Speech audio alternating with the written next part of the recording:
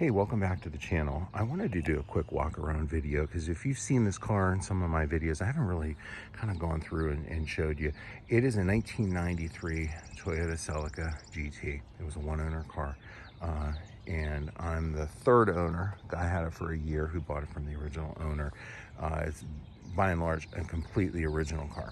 It was so nice when I started cleaning it and going through it that I thought, well, maybe I could take this out to Hershey and compete with it at the Antique Automobile Club of America show, the AACA.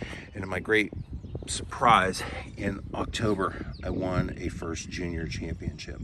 So the next competition that I could go to was this last Saturday, April 6th, in Charlotte, North Carolina, where I could go for the senior. And amazingly enough, it won its senior. So there's a couple other levels that it might be able to get to.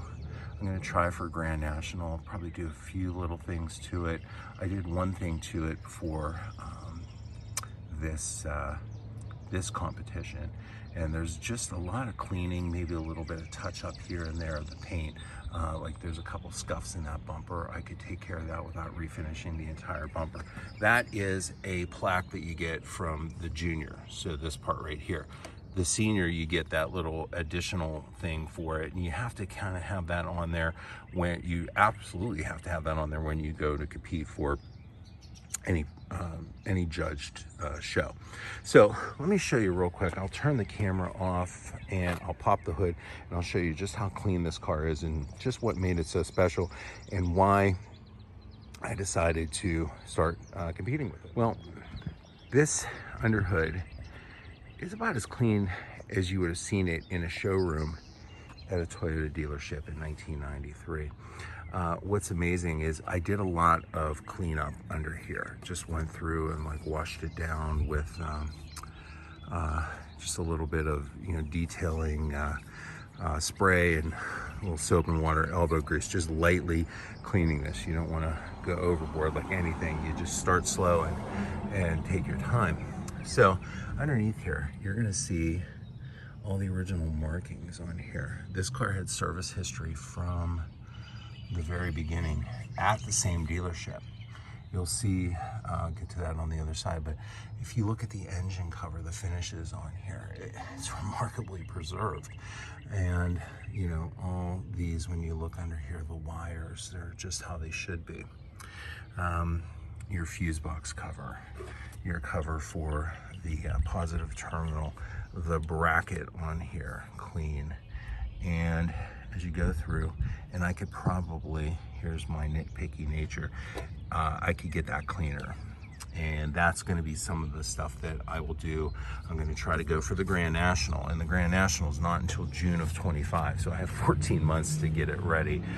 So I'll be here like the 3 days before it, panicking and hurrying up and doing it.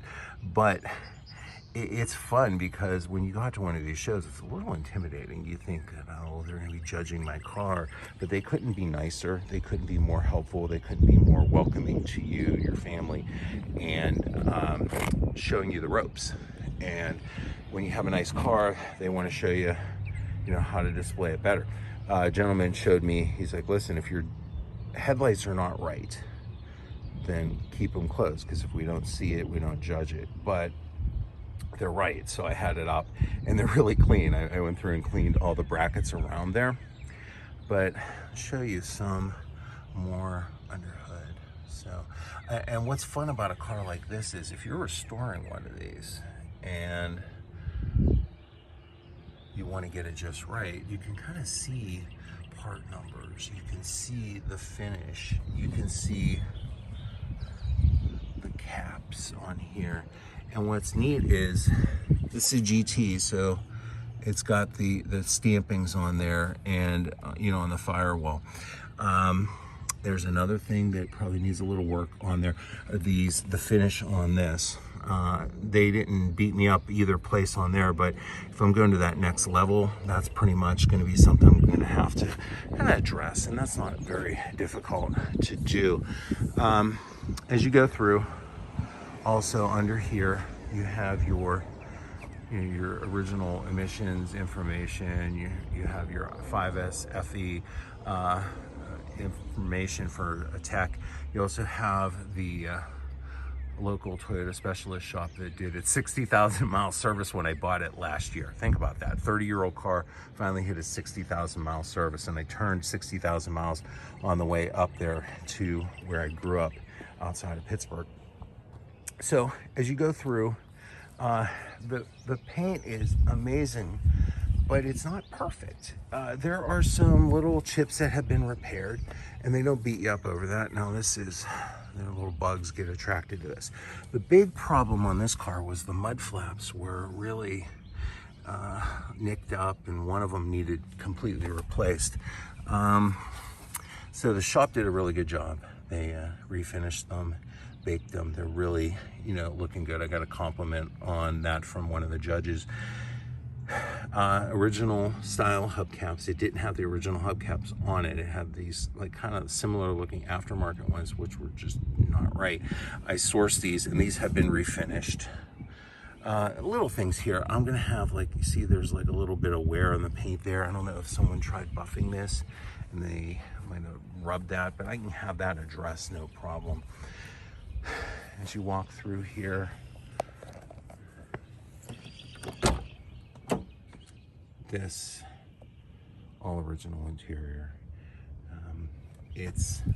I drove this car down there. Pittsburgh to Charlotte's roughly 500 miles, and it's a lot of mountains, a lot of hills.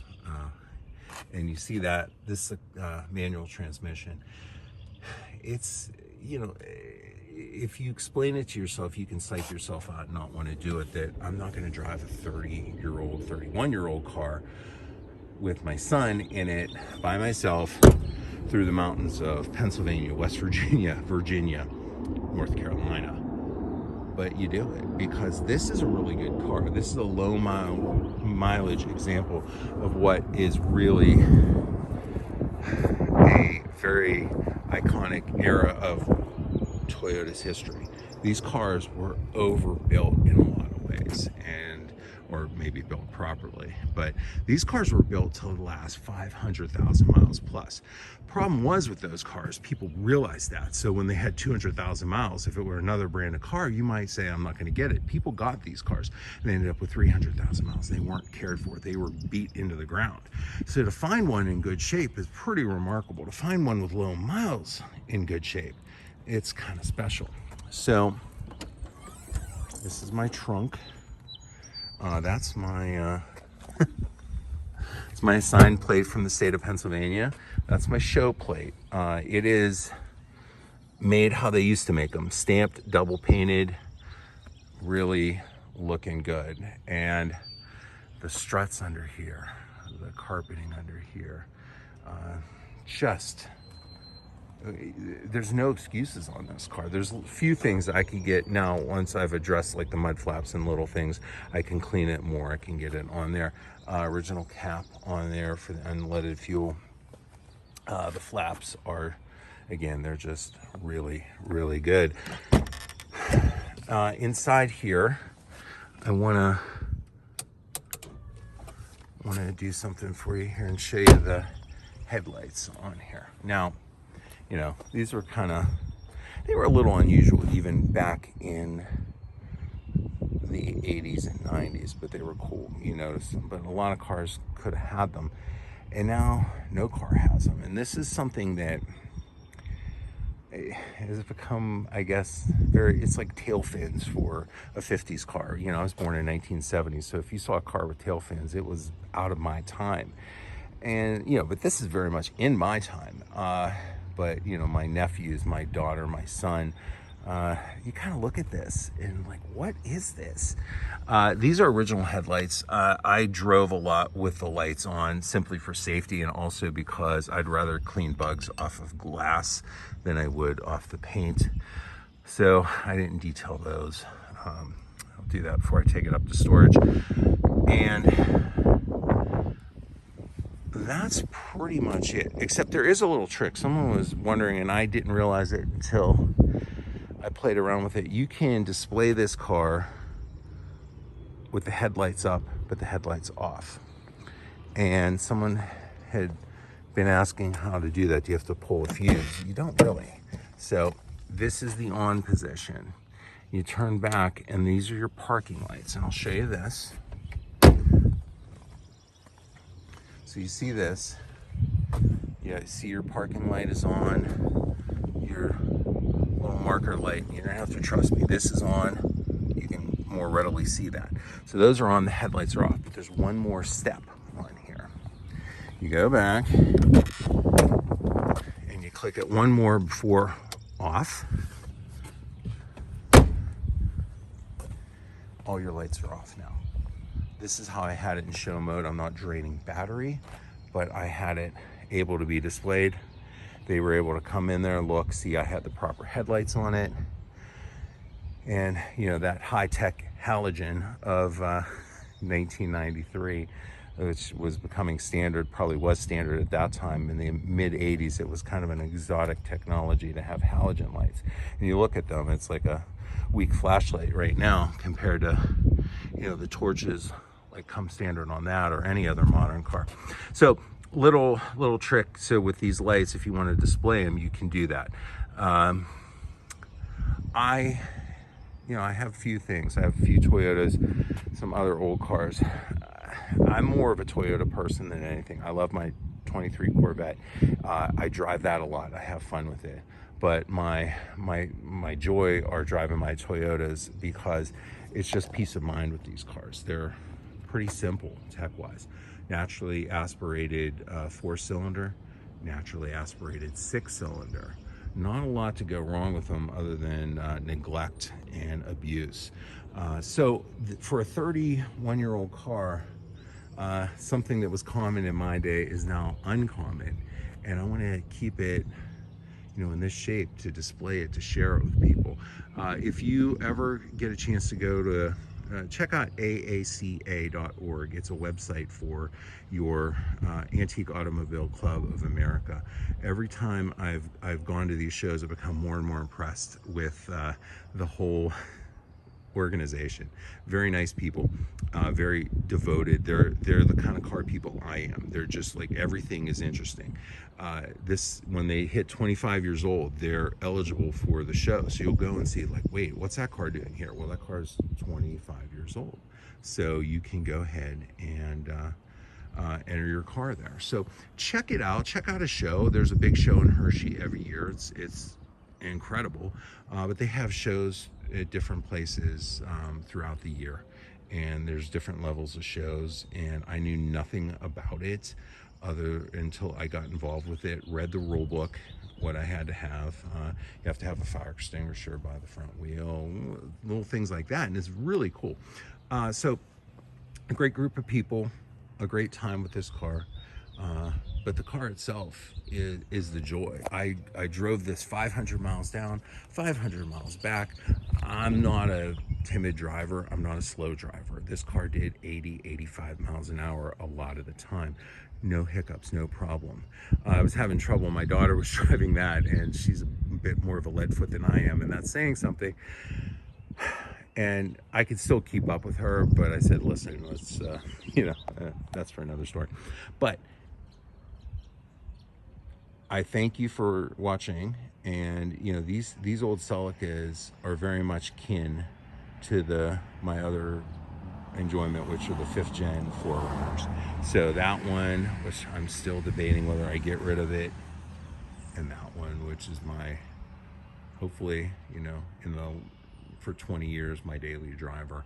And, you know, having fun with this, and its older sister, a 1990 Celica GTS, which it's a really amazing car at 130-some thousand miles on it, but it needs a little bit of refreshing here and there. Not that there's anything wrong with the car, but I think I can make this that car look like this car as far as under hood. There's not a far way to go doing that with this, with that one. I had the first step with it. I had the front bumper. It's being refreshed at the same shop that did the paint work on those mud flaps. So should be done any day now. I can do a little detailing under the hood, which I do with all my cars, and inside steam the carpets, and, you know, because it was a one owner car for 34 years. And I just want to make it just that much more unique. A little mechanical upgrades to back to, you know, they're stock now, but I just want to refresh it. New springs, new struts, you know, new brakes. So I'm starting off with a clean slate. This car is pretty much all that way anyway. So thank you for watching. Like and subscribe if you like it, or just if you don't, just like and subscribe. I'm shameless, but there's a lot of different fun stuff. You're gonna see some non-Toyota stuff happening soon, and have a great day.